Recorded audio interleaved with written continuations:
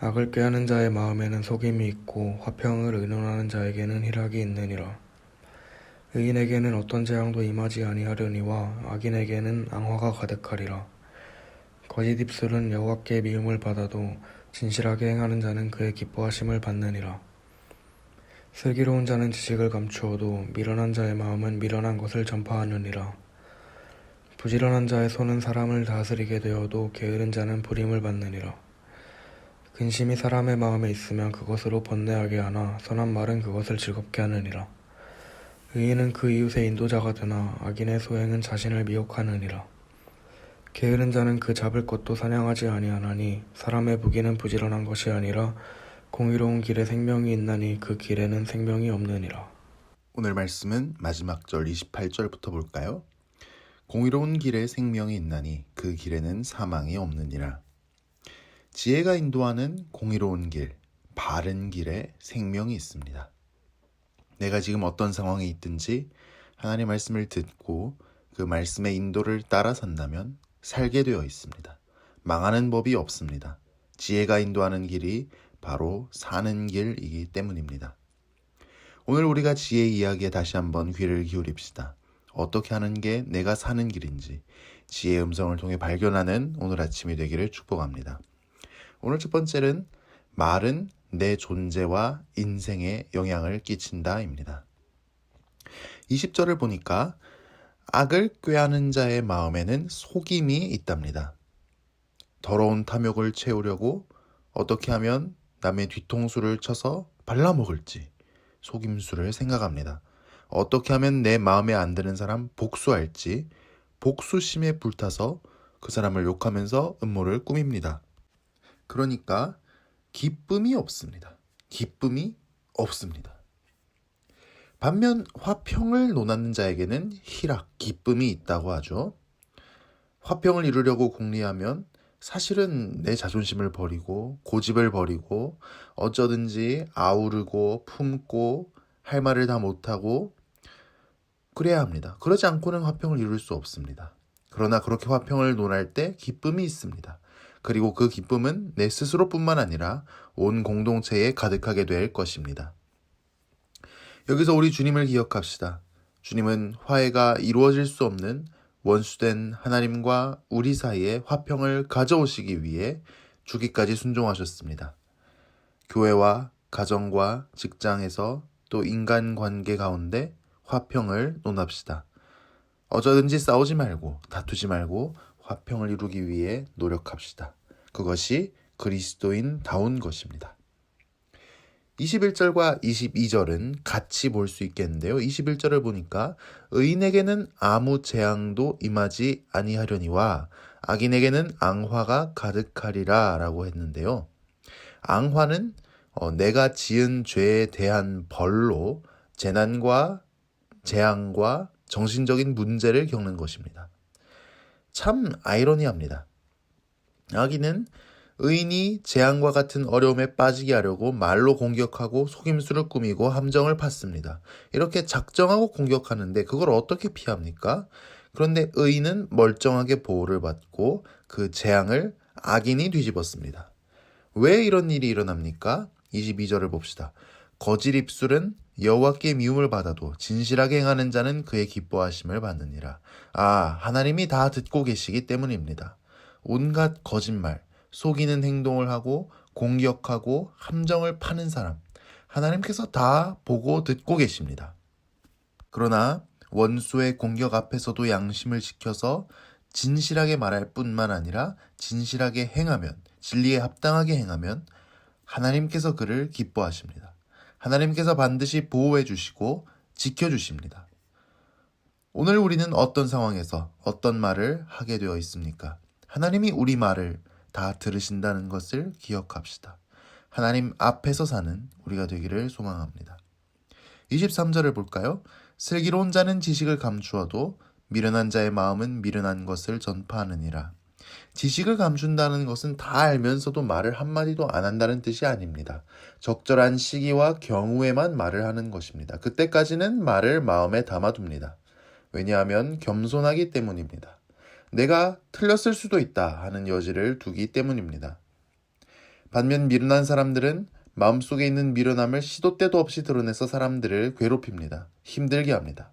자기 자신의 무지조차 모르기 때문입니다. 겸손함이 우리 입술의 파수꾼이 되는 오늘 하루가 되기를 축복합니다. 오늘 두 번째는 열정적으로 살기 위한 비결입니다. 24절입니다. 부지런한 자의 손은 사람을 다스리게 되어도 게으른 자는 부림을 받느니라. 부지런한 사람은 스스로가 독립적으로 자유를 누리며 살아갑니다. 또한 다른 사람들에게 영향력을 행사하는 경영자, 관리자가 될 것입니다. 반면 게으른 사람은 자기 자신조차도 관리가 안 됩니다.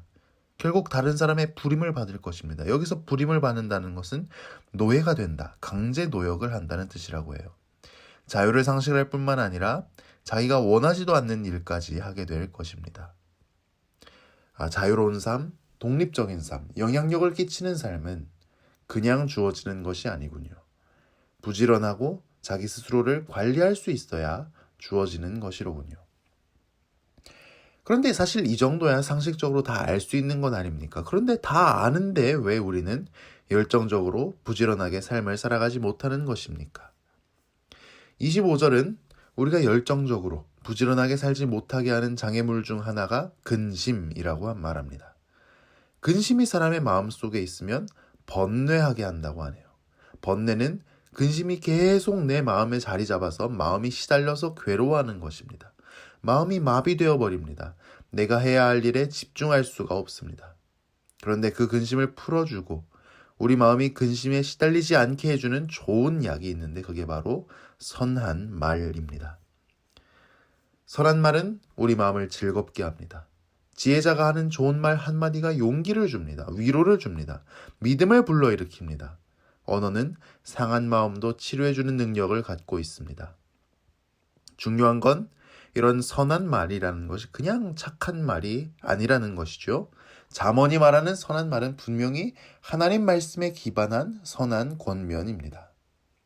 이게 참 어설프게 하다가는 욥의 세 친구처럼 오히려 다른 사람을 힘들게 하는 수가 있습니다. 우리가 정말 하나님 말씀으로 선한 권면을 지혜롭게 해서 상한 마음을 치료해주는 사람들이 되기를 소망합니다. 또한 우리 공동체에 이런 선한 말이 가득해서 상한 마음을 가진 사람들이 치료되기를 소망합니다. 마음이 상해서 주저앉아 있고 방황하던 우리가 열정적으로 부지런하게 하나님 뜻을 위해 살아가도록 변화되기를 소망합니다. 한편 26절은 우리가 우리 인생의 길을 찾았는지에 따라 우리가 열정적으로 또는 무기력하게 살아가는지가 결정된다고 합니다. 26절입니다. 의인은 그 이웃의 인도자가 되나 악인의 소행은 자신을 미혹하느니라. 어떻게 사는 삶이 잘 사는 삶입니까? 어떻게 사는 삶이 바른 삶입니까? 어떻게 살아야 하나님께서 인정을 하실까요? 길을 찾은 사람은 자신만 그 길을 갈 뿐 아니라 자연스럽게 다른 사람의 인도자가 됩니다. 그러나 길을 찾지 못하고 타고난 악에 따라 사는 사람은 남은커녕 자신조차 방황할 뿐입니다. 사람들은 많은 일을 하려고 합니다. 내가 한 일을 경제적인 가치와 성과로 평가받으려고 합니다. 하지만 우리가 모두 다 피할 수 없는 죽음과 하나님의 심판 앞에서 내가 하나님을 위해 무엇을 했나? 지난 세월에 대한 후회만 가득할 수 있습니다. 지금 이곳에 하나님이 나를 두신 이유는 무엇입니까? 나는 어디로 걸어가야 할까요? 기도를 여쭐 때 하나님께서 우리를 향한 당신의 풍성한 뜻을 보여주시기를 소망합니다. 27절은 우리에게 기회를 놓치지 말라고 당부합니다. 27절입니다. 게으른 자는 그 잡을 것도 사냥하지 아니하나니 사람의 부귀는 부지런한 것이라. 게으른 사람은 너무 게을러서 충분히 잡을 수 있는 사냥감도 사냥하지를 못합니다. 사냥하질 않습니다. 그 게으름의 결과는 결국 본인과 본인의 가족이 고통을 당하는 것으로 나타나겠죠. 나중에는 후회를 해도 소용이 없습니다. 게으른 사람은 기회가 찾아와도 그 기회를 다 놓칩니다. 너무 게을러서 준비가 안 되어 있어서요. 그러나 부지런한 사람은 결국 부를 얻게 될 것입니다. 기회를 놓치지 않기 때문이죠. 우리가 하나님 말씀 가운데, 기도 가운데 우리 인생을 향한 하나님의 뜻을 발견하게 되기를 축복합니다. 그래서 하나님을 위해 열정적으로 살아서 후회 없는 삶 사는 우리 모두가 되기를 축복합니다. 기도하겠습니다. 하나님 아버지, 우리를 하나님을 닮은 사람으로 창조하시고 말을 하게 하시며 하나님을 위해 살 수 있는 인생이라는 소중한 기회를 주셔서 감사합니다. 우리에게 주신 언어가 내 존재와 인생에 얼마나 깊은 영향을 끼칠 수 있는지 그 무게를 느끼게 하여 주옵소서. 오늘도 하나님 앞에서 살아가고 말하는 하루가 되기를 원합니다. 우리 삶의 열정 또한 허락하여 주옵시길 원합니다. 나를 향한 하나님의 뜻을 발견하게 하시고 그 뜻에 헌신되어 열정적으로 부지런하게 사는 오늘 하루가 되도록 인도하여 주옵소서. 기회를 주실 때 기회를 놓치는 어리석음을 범하지 말게 하시고 용감하게 하나님을 믿음으로 그 기회를 잡고 아름다운 열매를 맺는 오늘 하루 되기를 원합니다. 오늘 우리에게 일용할 양식을 주옵시고 우리의 연약해진 건강을 지켜 보호해 주시고 아픈 몸을 낫게 하여 주옵소서. 교회를 위해 기도합니다. 우리 교회의 하나님 말씀과 은혜가 풍성하게 하시고 이 말씀을 서로 나눌 때 우리의 모든 나눔이 선한 말이 되게 하사 우리 영혼이 잠에서 깨어나고 열정을 되찾고 하나님을 위해 살게 되는 놀라운 변화가 있게 하옵소서.